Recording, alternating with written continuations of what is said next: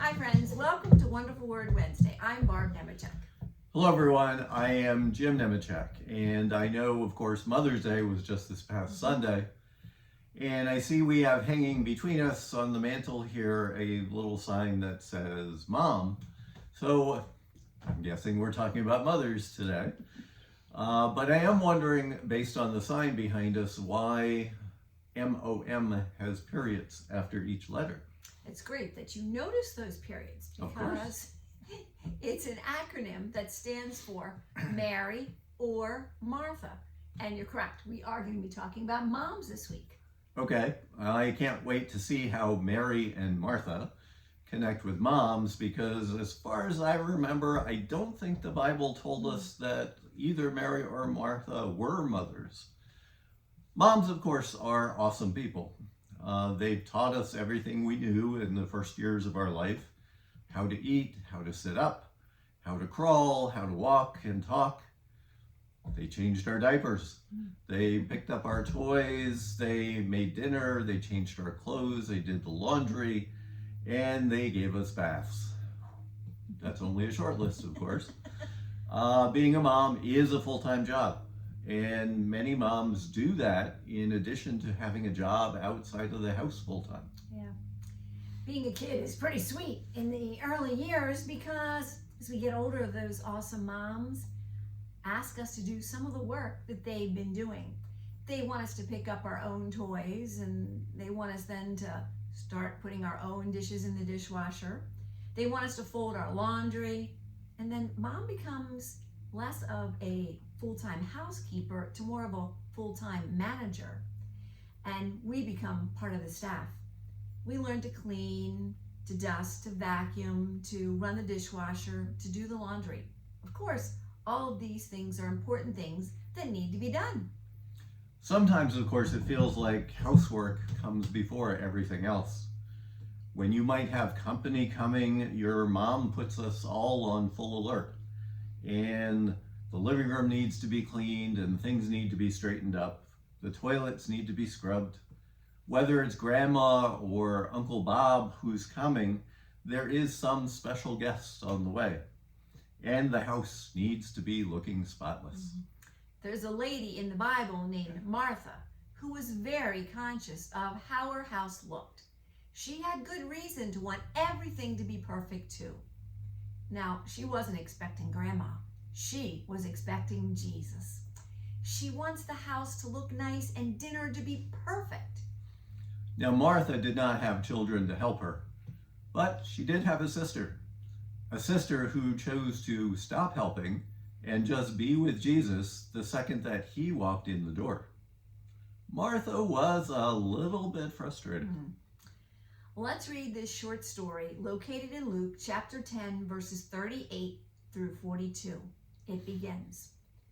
As Jesus and his disciples were on their way, he came to a village where a woman named Martha opened her home to him. She had a sister called Mary who sat at the Lord's feet listening to what he said. But Martha was distracted by all the preparations that had to be made. She came to him and asked, "Lord, don't you care that my sister has left me to do all the work by myself? Tell her to help me." "Martha, Martha," the Lord answered, "you are worried and upset about many things, but few things are needed. Indeed, only one. Mary has chosen what is better, and it will not be taken away from her." Here ends this reading.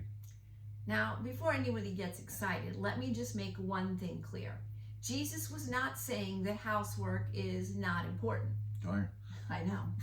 Doing our chores, doing our part around the house is absolutely necessary. But the lesson that Jesus wants us to learn is that there's one thing that's more important than all other things, and that is time with him. Jesus wants us to put him first. He wants us to spend the first part of our day with him. He wants us to give him our best. That goes for us, and that also goes for our moms. In that passage, Jesus taught Martha and Mary a very important lesson. The message that we want everyone to take away today is Jesus wants us to put God first and to pray every day. And Jesus wants us to show our love to our mothers by helping them. Let's be honest. Moms work hard. They've been working hard since we were born to make a good home for us. That's why we take a day each year to celebrate them for just being moms. But mothers, like all of the rest of us, need time to pray and to be with Jesus.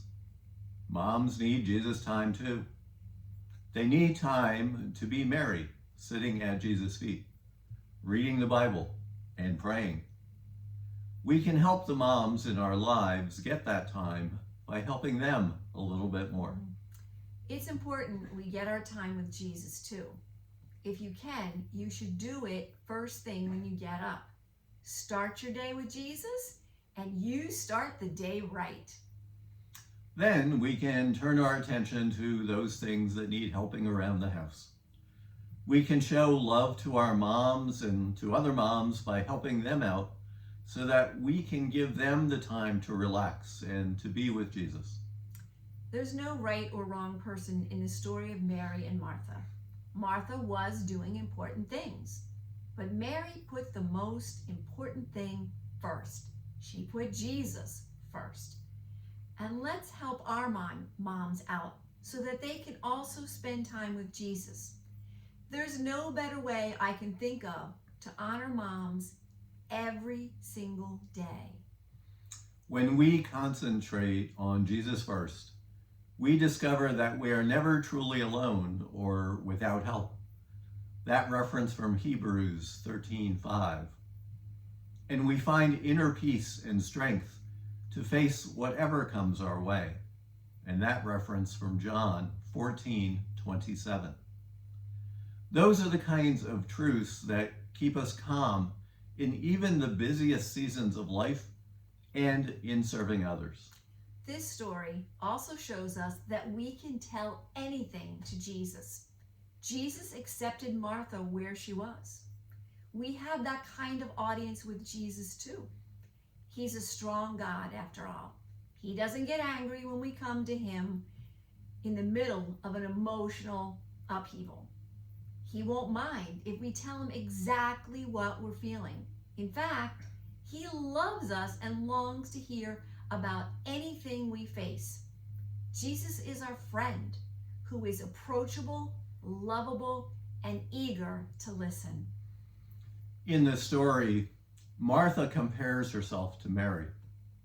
And when Martha compared her current working situation to Mary, relaxing by Jesus' feet, she realizes she's on the losing end.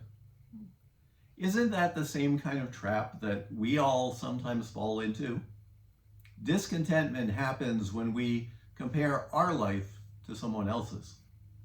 When we look at someone else's life with those happy smiles on social media, or the beautifully perfect children, or the bigger, nicer house, discontent can perch on our shoulders. Comparison is very dangerous because it never tells the whole story. When we look at someone else's life, we only catch a snapshot. And just like that smiling photo that never hints at the argument that just occurred prior to the photo, or the screaming fit that happened right afterward, we don't know the rest of the story. Remember, the grass is always greener on the other side of the fence, the side that gets watered and fed. The truth is, no matter how it looks on the outside, God is at work in every story. No two stories are exactly the same. And comparison doesn't change the other person's story or our own story. It only steals our joy. Martha's side of the story shows us that hospitality is important. She eagerly invited Jesus to her home. Martha wanted to give the best to Jesus. We can be like Martha by welcoming people to our church and to our homes. Hospitality is a gift we can share with others. When we do invite others and work really hard to make our home or perhaps our church ready for guests, we all need to take time to recharge. You all, us, we all, including our moms, need to spend time praying so that we can reconnect with God. All those chores that Martha did still needed to be done. But if we do first what Mary did and put Jesus first, we'll find that we have a bit more energy for those other things that maybe seem less important. People often look down on Martha because of this Luke 10 story. But if we look at other stories in the Bible, we see that Martha had a great gift for hospitality and a great faith.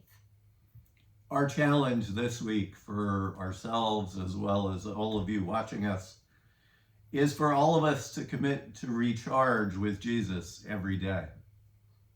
And let's ask Jesus to help our moms find that time to recharge. And let's help them by helping them more. Lead us to show that hospitality to everyone. And with those words, let us move to end in a word of prayer. Dear God, teach us to put you first like Mary, and help our moms like Martha. Help us to learn to cherish and take time to simply sit at your feet and be in your presence. At the same time, Lord, teach us how to discipline our steps and invest our time in a way that pleases you and honors the plan you have for our life. Only you can bring a holy balance to our life. Guide us to surrender our agenda and make you our priority. You may add your personal intentions at this moment.